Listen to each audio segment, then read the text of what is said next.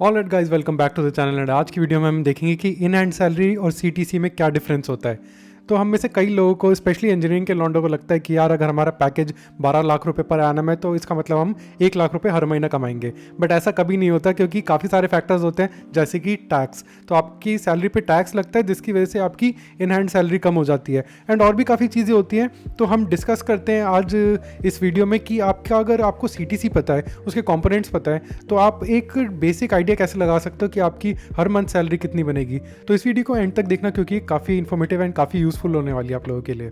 तो वीडियो में हम क्या क्या देखेंगे, सबसे पहले हम देखेंगे कि सीटीसी क्या होता है, इसके कंपोनेंट्स क्या क्या होते हैं। उसके बाद कि हमारा इन हैंड जो होता है वो हमेशा कम क्यों होता है सीटीसी से।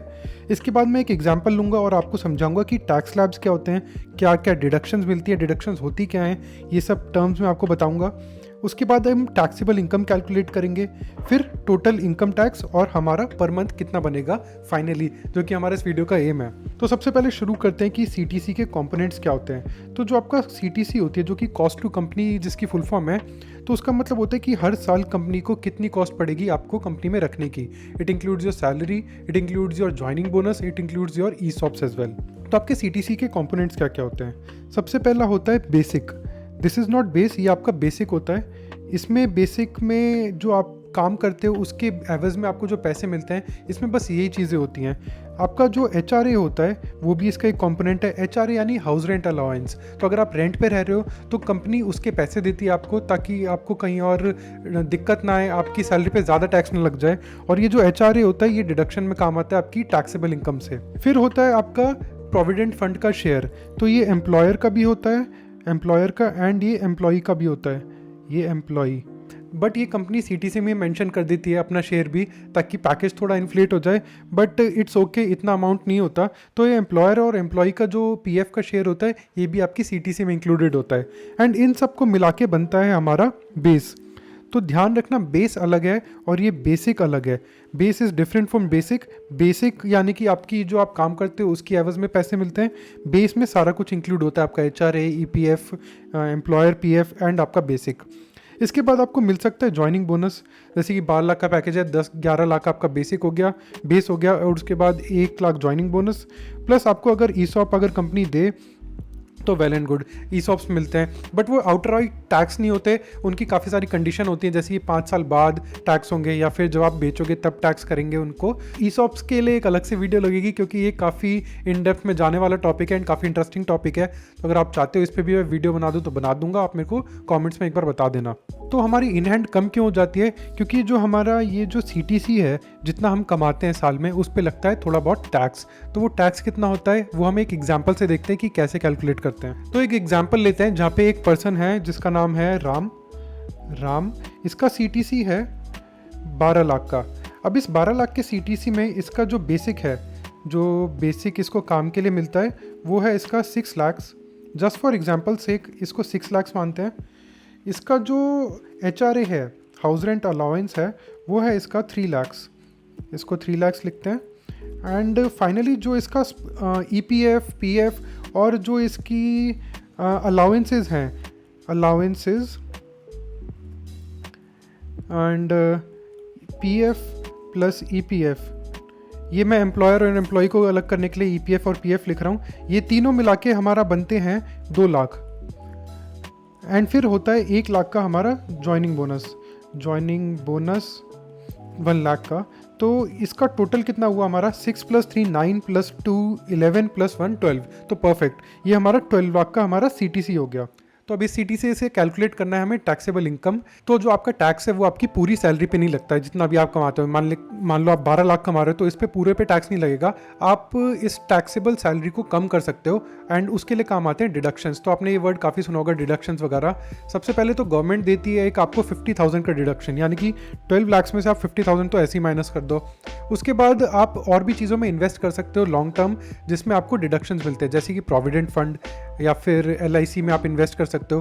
तो वो जो डिडक्शंस आती हैं वो आती हैं 80C क्लॉज के अंदर। तो 80C में एलआईसी एंड यूलिप एंड आपके ईएलएसएस म्यूचुअल फंड्स, ये काफ़ी सारी चीज़ें आती हैं, ये भी एक अलग से टॉपिक है, तो आप ये गूगल सर्च करोगे तो आपको मिल जाएगा। एंड फिर आप एच भी क्लेम कर सकते हो एग्जेम्पशन में। तो वो कैसे क्लेम करते हैं वो हम आगे देखते हैं।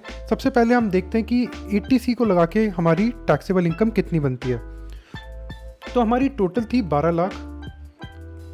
It includes my joining bonus and everything. इसमें से मैं माइनस करूँगा स्टैंडर्ड डिडक्शन, जो कि मैंने आपको बताया था 50,000 की होती है। फिर मैं माइनस करूँगा 80C की डिडक्शंस। तो 80C की जो डिडक्शंस होती है उसकी मैक्सिमम लिमिट होती है 1.5 लाख रुपए, यानी कि आप 2 लाख भी डाल दो तो भी आपको 1.5 लाख की डिडक्शन मिलेगी। तो ये टोटल 12 लाख्स में से हम माइनस करेंगे 2 लाख्स, तो ये कितना हुआ, ये टोटल बचा हमारा 10 लाख्स। तो ये हुई हमारी ज़ीरो सही है, हाँ। तो ये हुई हमारी total taxable income HRA exclude करने से पहले। तो अब देखते हैं कि HRA कैसे एक्सक्लूड करना है। तो HRA कैलकुलेट करने के लिए हमारे को 3 रूल्स ध्यान में रखने हैं। सबसे पहला है 40% ऑफ बेसिक। दूसरा है rent paid minus 10% of basic. तीसरा है एक्चुअल HRA।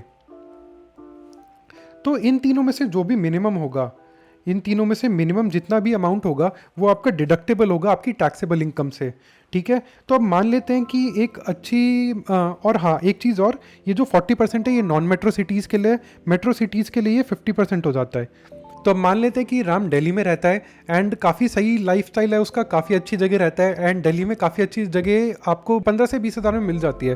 तो अपर एंड लेके चलें तो वो 20,000 रुपये रेंट दे रहा है पर मंथ, ये पर मंथ है, ठीक है। तो 20,000 रुपीज़ पर मंथ मतलब 2,40,000 रुपीज़ पर एनम ये इतना पे कर रहा है। तो अब इन तीनों रूल्स के हिसाब से हम कैलकुलेट करते हैं कि उसको HRA से कितनी एग्जेम्पशन मिलेगी। सबसे पहले राम अगर दिल्ली में रह रहा है तो उसको 50% ऑफ बेसिक अपना मिल सकता है रेंट एग्जेम्पशन। तो 50% ऑफ बेसिक माने 3 लाख, तो 3 लाख, या फिर rent minus 10% of basic. Rent कितना है टोटल इसका 2,40,000, 10% ऑफ बेसिक यानी 60,000, तो टोटल कितना हुआ 1,80,000। ये आप मैथ्स कर लेना। तीसरा एक्चुअल HRA। तो एक्चुअल HRA इसे कितना मिला है, इसे मिला है 3 लाख का, 3 लाख का इसे एक्चुअल HRA मिला है। तो टोटल इसको जो मिलेगा वो इसका मिनिमम होगा एंड मिनिमम हमारा बन रहा है ये वाला 1,80,000। तो इस 1,80,000 को हम माइनस कर देंगे हमारी जो पहले टैक्सेबल इनकम बन रही थी। तो अब जो इसकी टोटल टैक्सेबल इनकम बन रही थी पहले 10 लाख, इसमें से हम माइनस कर देंगे अपना ये जो हमें HRA का एग्जेम्पशन मिला है। तो 10 लाख माइनस 1,80,000, 1,80,000 कितना हुआ 8,20,000, 8,20,000 हमारा ये टोटल टैक्सेबल इनकम हुई। अब इस टैक्सेबल इनकम पे हमें कैलकुलेट करना है कि हमारा टैक्स कितना बनेगा एंड फिर फाइनली हम इन हैंड कैलकुलेट कर पाएंगे। तो अब जो इसकी टोटल टैक्सेबल इनकम थी that comes out to be 8,20,000। तो अब हमें अगर टैक्स कैलकुलेट करना है तो हमें जानना पड़ेगा कि टैक्स के स्लैब्स क्या क्या हैं। तो अब मैं आपको दिखाऊंगा कि टैक्स के स्लैब्स क्या क्या होते हैं। हमारे जो 2 रेजीम है वो है एक ओल्ड रेजीम, ये चलता था 2020 से पहले, अब भी चलता है, मतलब आप ऑप्ट कर सकते हो आपको कौन से में रहना है। एंड है हमारा न्यू रेजीम, ये हमारा ग्रेटर देन 2020। तो अब ओल्ड रेजीम में क्या था, 0 से 2.5 लाख में अगर आपकी सैलरी है तो उस पर 0 मिलेगा, 0 टैक्स रहेगा, यहाँ भी 0। बट वही अगर आपकी है 2.5 से 5 लाख में तो आपका 5%, यहाँ भी 5%, ये परसेंटेज में है वैल्यू। सिमिलरली अगर आपका 5 लाख से 7.5 लाख है, ये 2.5 लाख के आपके स्लैब्स हैं, इसमें होगा ओल्ड रेजिम में ये आपका 20% होगा एंड न्यू में होगा आपका 10%। फिर जो आपका 7.5 से लेके जो आपका 10 लाख है उसमें होगा आपका यहाँ पे ओल्ड रेजिम में 20%, न्यू में होगा आपका 15%। फिर 10 से जो आपका 12.5 है उसमें ओल्ड रेजिम में होगा 30%, डायरेक्टली जंप ऑफ 10%, एंड जो न्यू रेजिम है उसमें आपका होगा 20%। फिर 12.5 से लेके 15 तक जो ओल्ड रेजिम है वो 30% कंटिन्यू करेगा एंड आगे तक 30% रहता है, एंड जो न्यू रेजिम है उसमें आपका 25 हो जाएगा। एंड फिर जो 15 से ज़्यादा की सैलरी जिसकी है उसके लिए ओल्ड में भी 30, न्यू में भी 30% इनकम टैक्स लगेगा। तो ये तो हो गए हमारे टैक्स स्लैब्स। अब ऐसे देख के आपको लग रहा होगा कि जो न्यू रेजीम है वो तो काफ़ी अच्छा है, उसमें परसेंटेजेस कम है हर 2.5 लाख पे, लेकिन उसमें एक कैच है, आप एग्जेम्पशंस नहीं ले सकते, तो आपकी टैक्सेबल सैलरी जो है वो बढ़ जाती है, वो आपकी पूरी 12 लाख हो जाएगी। बट जो ओल्ड रेजीम है उसमें टैक्सेबल सैलरी कम है, तो आपको दोनों में कैलकुलेट करना पड़ेगा एंड देखना पड़ेगा कि किस में टैक्स कम है एंड आप वो रेजीम ऑप्ट करना। तो हम दोनों में देख लेंगे कि किस में हमारी इन एंड क्या बन रही है एंड फिर देखते हैं आगे। तो सबसे पहले अगर मैं आपको ओल्ड रेजीम के हिसाब से दिखाऊं, तो ओल्ड रेजीम में जो पहला स्लैब है 0 से 25, उसमें तो आपकी ज़ीरो टैक्स है। उसके बाद है 2.525, 2.525 5% है, तो मतलब 2.5 लाख का 5%, वो कितना हुआ, वो होता है 12,500। फिर जो हमारा नेक्स्ट 2.5 लाख का स्लैब है, उसमें हमारी इनकम टैक्स कितना है, हमारा 20%। तो जो 2.5 लाख का 20% है, अब वो देखना है कितना होता है। तो मैंने यहाँ पे कैलकुलेटर खोल रखा है, 2.5 लाख का 2.5 लाख इंटू 20%, तो 20% मतलब 0.20, इससे मल्टीप्लाई करेंगे तो 50,000, तो आपका 50,000 लगेगा, 50,000। तो ये किस पे लगा आपका, 5 से लेके 7.5 पे। तो अब जो हमारा आखिरी स्लॉट बचता है वो है 7.5 लाख से 10 लाख का, लेकिन हमारी टैक्सेबल इनकम अगर आप टोटल देखोगे तो है 8.2 लाख, 8,20,000। तो हम जो कैलकुलेट करेंगे वो करेंगे 7.5 लाख से 8,20,000, तो ये हुआ टोटल 70,000 का डिफरेंस एंड इस 70,000 पे 20% टैक्स। तो 70,000 का 20% होता है हमारा 14,000। तो जो हमारा फोर्थ कॉम्पोनेंट होगा वो होगा 14,000 इन टोटल। तो अब जो हमारा टोटल टैक्स बना ओल्ड रेजीम के हिसाब से वो बना 00567, 76,500। तो ये होगा हमारा पूरे साल का टोटल टैक्स। अब हम देखते हैं कि न्यू रेजीम के हिसाब से हमारा टैक्स कितना बनता है। तो अब न्यू रेजीम में आपको पता है कि हमारी स्लैब्स क्या क्या हैं। पहली स्लैब में तो 0 है, फिर 2.5 लाख से लेके हमारा है 5 लाख तक, वो है 5%, तो it is similar and it is 12,500।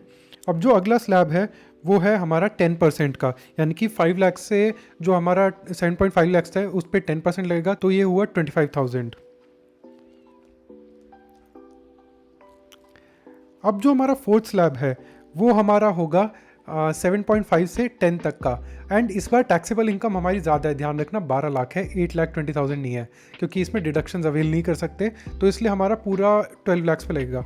तो अब 7.5 से जो हमारा 10 लाख है उस पर लगेगा 15%।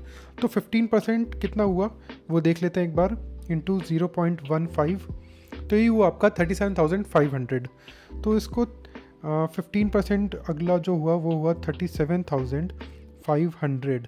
तो फाइनली 10 लाख तक हो गया कैलकुलेट। अब जो बचे 2 लाख हैं उन पे लगेगा 20% टैक्स, तो 2 लाख का 20% होता है 40,000। तो फाइनल जो है हमारा वो है 40,000। इसको करते हैं 40,000। तो अब देख लेते हैं कि टोटल कितना बना हमारा न्यू रेजीम में। तो 12,500 प्लस हमारा था 25,000 37,500 प्लस 40,000, तो ये हमारा हुआ टोटल 1,15,000। तो ये हुआ 1,15,000। तो ये हुआ हमारा टोटल टैक्स न्यू रेजीम में। तो आप देख सकते हो कि ओल्ड रेजीम में आपको कितना ज़्यादा फ़ायदा हो रहा है, एंड उससे फ़र्क नहीं पड़ता कि आपकी जो स्लैब्स हैं वो कम है। न्यू रेजीम में स्लैब्स कम है लेकिन आपका डिडक्टेबल 0 है, आपको कोई डिडक्टेबल नहीं मिलेगा, आपकी पूरी सैलरी पे टैक्स लगेगा। तो इस हिसाब से आप अपनी टैक्सेशन देख सकते हो कि आपकी एनुअल इनकम पे कितना टैक्स लग रहा है। एंड फिर फाइनली इन हैंड कैलकुलेट करने के लिए हम इस 12,000 में से, क्योंकि ऑब्वियसली हम नया रेजीम नहीं चूज़ करेंगे, ओल्ड चूज़ करेंगे, हमारा जो 12 लाख का पैकेज था इसमें से मैं माइनस करूँगा 76,500 एंड फिर उसको डिवाइड करेंगे 12 से, तो हमारी पर मंथ की इन हैंड सैलरी आ जानी चाहिए। तो अब इसको देख लेते हैं, 12 लाख माइनस कितना था हमारा 76,500, ये हमारा बना 11,23,500। इसको डिवाइड करेंगे 12 से, तो 93,625, 93,625। तो ये हुई आपकी इन hand salary. And this is how you calculate in hand salary. अगर कोई आपको CTC देता है तो आप देखो कि आपकी टैक्सेबल इनकम कितनी बन रही है, फिर उस पर अपने टैक्स स्लैब्स के हिसाब से देखो कि ओल्ड और न्यू रिजीम में किस में आपको ज़्यादा बेनिफिशियल है एंड आप कितनी मैक्सिमम डिडक्शंस ले सकते हो, क्योंकि डिडक्शन सिर्फ ATC और स्टैंडर्ड नहीं होती, उसके अलावा NPS भी होता है। एंड जब आप मेडिकल प्रीमियम भरते हो तो उसका भी, अगर अपने स्पाउस और पेरेंट्स के लिए भर रहे हो तो उसकी भी डिडक्शंस होती हैं। तो काफ़ी सारी डिडक्शंस होती है, उसके लिए एक अलग से वीडियो लगेगी, तो आप गूगल कर सकते हो, देखो कि कितनी सारी डिडक्शंस है, आप कैसे टैक्स मिनिमाइज कर सकते हो एंड फिर अपनी इन हैंड आप कैलकुलेट कर सकते हो। बस अपना जो साल का टैक्स है माइनस कर दो अपने CTC से एंड डिवाइड बाय 12 कर लो। So I hope you like this video. ये काफ़ी इन्फॉर्मेटिव थी एंड काफ़ी इंजीनियरिंग के स्टूडेंट्स को नहीं पता होता, क्योंकि हमारा ध्यान मोस्टली कोडिंग में होता है एंड हमें ये चीज़ें बोरिंग लगती है तो हम इस पर इतना फोकस नहीं करते, but it's important to know. And जैसे जैसे आप आगे जाओगे आपको इन्वेस्ट भी करना आना चाहिए, तो मैं सोच रहा हूँ कि उस पर भी थोड़ी बहुत 1-2 वीडियो बना दूँ। अगर आप चाहते हो बनाऊँ तो मेरे को कॉमेंट सेक्शन में बता सकते हो। बाकी ये वीडियो पसंद आई हो तो लाइक कर देना, चैनल को सब्सक्राइब कर देना and I will see you in the next video.